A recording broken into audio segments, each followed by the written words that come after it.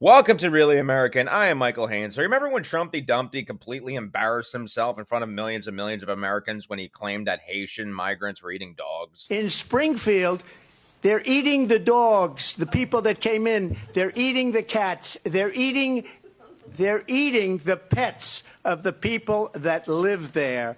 And this is what's happening in our country, and it's a shame. You bring up. My God, America is now a Monty Python movie. Anyway, what's an actual shame is that you are still able to freely drag your tiny little knuckles across the planet. The bigger shame is that you have yet to be tossed into Arkham Asylum the rest of your miserable life. But the actual shame is that this totally unsubstantiated conspiracy, which in fact was confirmed by the Springfield, Ohio Township Committee, has resulted in unnecessary harm and violence being leveled at the immigrant community in Ohio and many schools. Fallout from something former President Trump said during the debate, pushing a baseless claim about Haitian immigrants in Ohio. Today in the city, at the center of it all, a rash of bomb threats. Our Yamiche El-Sindor is there. Yamiche, good evening.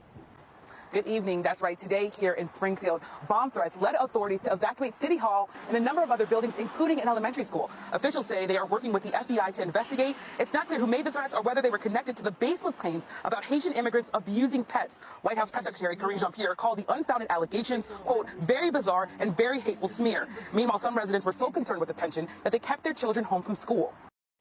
Good God, this is why it should be mandatory to spay and neuter MAGA. Anyway, my dog obviously hates Trump, and she thought she would weigh in on this matter. Baby, what do we think of this screaming, fat, orange, fascist swamp monster talking about Haitians eating dogs? What do we think about that? Good girl. And now, speaking of dog shit, JD Vance appeared on CNN Live this morning where he basically admitted that he and Trump are making up stories about immigrants, including the one about the Haitians eating dogs. Just once and for all, you again started this in part by saying that, at which Donald Trump repeated on the debate stage, that, and he didn't say anything about the policies that you're talking about. He just said Haitians are eating dogs and cats. Can you affirmatively say now that that is a rumor that has no basis with evidence?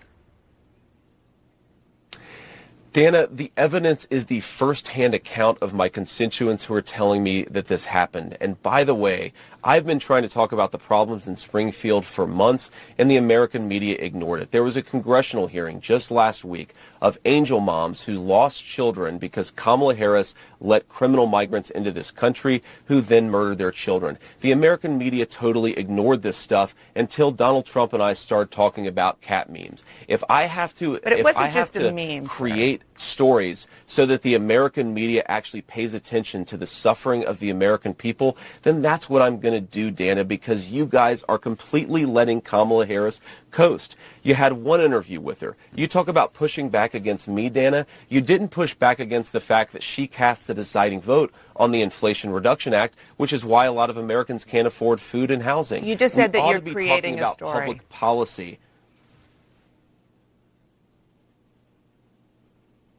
Sir, you just said that you're creating the story. What's that, Dana? Wait, what was that, Dana? My technology that allows me to impersonate human beings is starting to crash, but my ability to bullshit will continue. You just said that this is a story that you created. So the eating dogs and cats thing is not accurate. Dana, it comes from firsthand accounts from my constituents.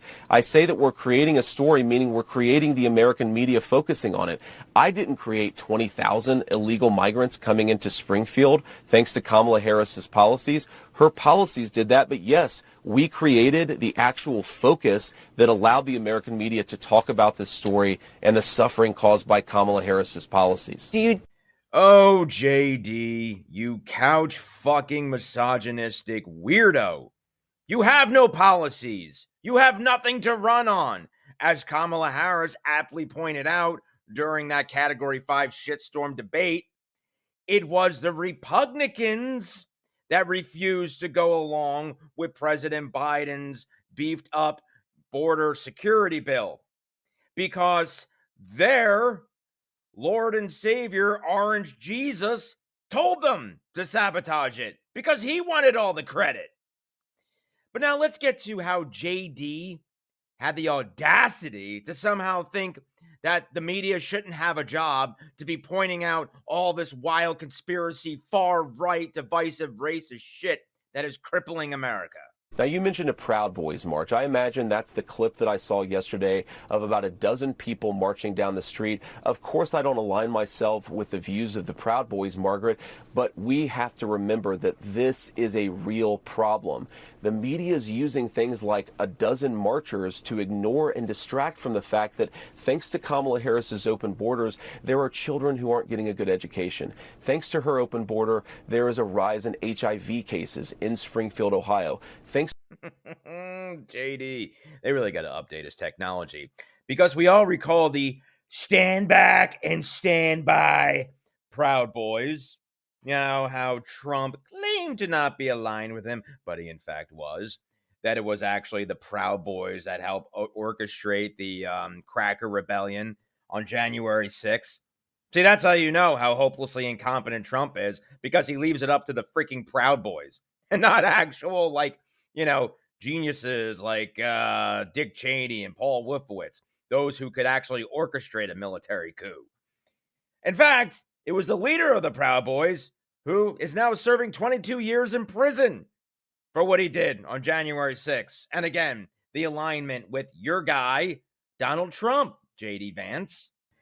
Now, Lincoln Project's George Conway has some interesting thoughts when it comes to the whole dog eating conspiracies. I like listening to George because he kind of has like an intimate understanding and involvement with the Trumposphere. You know, after all, having been married to MAGA mouthpiece Kellyanne Conway, I don't know how that lasted as long as it did, but they're now, you know, apparently divorced, so that's good.